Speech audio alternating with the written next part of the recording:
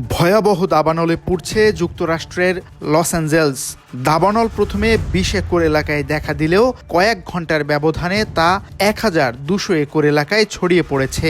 এই অবস্থায় প্রাণহানি এড়াতে আশেপাশের বাসিন্দাদের নিরাপদ স্থানে সরে যেতে বলা হয়েছে। মঙ্গলবার ব্রিটিশ সংবাদ মাধ্যম বিবিসির খবরে বলা হয়েছে, স্থানীয় সময় সকাল 10:30টার দিকে দাবানলের উৎপত্তি হয়। ৮০ থেকে ১০০ কিলোমিটার গতিবেগে বাতাসের পাশাপাশি শুষ্ক আবহাওয়ার কারণে মুহূর্তেই তা আশেপাশের এলাকায় ছড়িয়ে পড়ে। বিবিসি জানায়, কয়েকটি ছবিতে দেখা গেছে চারপাশ ঘন ধোঁয়ায় ছেয়ে গেছে। দাবানল ক্যালিফোর্নিয়ার অঙ্গরাজ্যেও ছড়িয়ে পড়তে পারে বলে আশঙ্কা করা হচ্ছে। বিবিসিকে লস অ্যাঞ্জেলস কাউন্টি শেরিফ জিন ম্যাকডোনেল বলেন, রাতে আগুন আরও ভয়াবহ আকার ধারণ করতে পারে। এ অবস্থায় রেস্কিউ টিমকে দ্রুত ঘটনাস্থলে পৌঁছাতে, সড়ক থেকে গাড়িগুলো সরিয়ে নিতে, ফাঁকা করে দিতে বলা হয়েছে। VOD Bangla news desk.